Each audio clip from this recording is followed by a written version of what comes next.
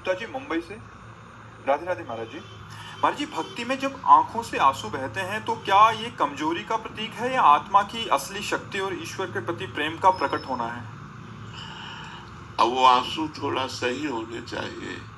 केवल भगवत ध्यान से युक्त होकर जब आंसू बह रहे, हमारे चिंतन में भगवान है, हमारे ध्यान में भगवान है, तो वो भगवत प्रेम के आंसू होते हैं, वो भगवत संबंधी आंसू होते हैं।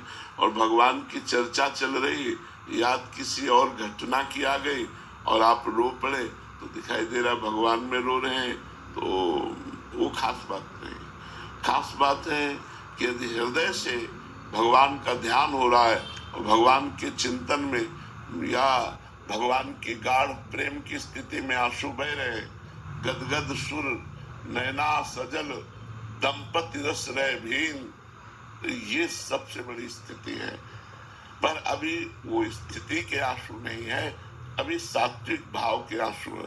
थोड़ा सात्विक भाव आ गया, आंसू गिर गए, ये थोड़ा सात्विक भाव। अभी वो प्रेम स्थिति के आंसू नहीं है, जो प्रतिपल अश्रु भरे हुए आंखों में है और प्रभु की रूप माधुरी नेत्रों में समाई है और वो विकल है प्रेम में, और विकल होकर जो आंसू गिरते हैं तो सतरती सतरती सा लोकांतारयति, वो स्वयं तर जाता है, स्वयं तर जाता है, लोगों को तार देता है।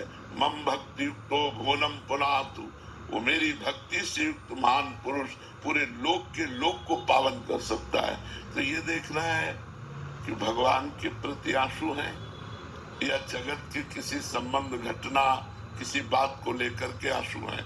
अगर वो जागतिक आंसू है तो कोई महत्व नहीं है, यदि भागवतिक आंसू है तो अभी सात्विक भाव के विकार से है, न कि प्रेम विकार। क्योंकि एक बार प्रेम का प्रादुर्भाव हृदय में हो जाता है तो वो प्रतिक्षण वर्धमानम, वो प्रतिक्षण बढ़ता रहता है, घटता नहीं कभी कि आज हम रोए कल नहीं रोएंगे। ओ हित ध्रुव छिन छिन ले प्रेम जल भरी भरी नैनन, वो अपने नेत्रों में थोड़ी थोड़ी देर में प्रेम नेत्र आंसू बहने लगते हैं, प्रेम भरे हुए। वो एक अलग स्थिति होती है। हमको खूब नाम जप करना चाहिए और अभी इस पर कोई महत्व नहीं रखना चाहिए कि हमारे आंसू गिरते हैं। वो जब रोमांच हो गया, गदगद कंठ हो गया, अश्रु प्रवाह हो रहा और सामने प्रिया प्रीतम की छवि विराजमान, तब वो प्रेम आंसू माने जाते हैं। आकाश कुमार जी।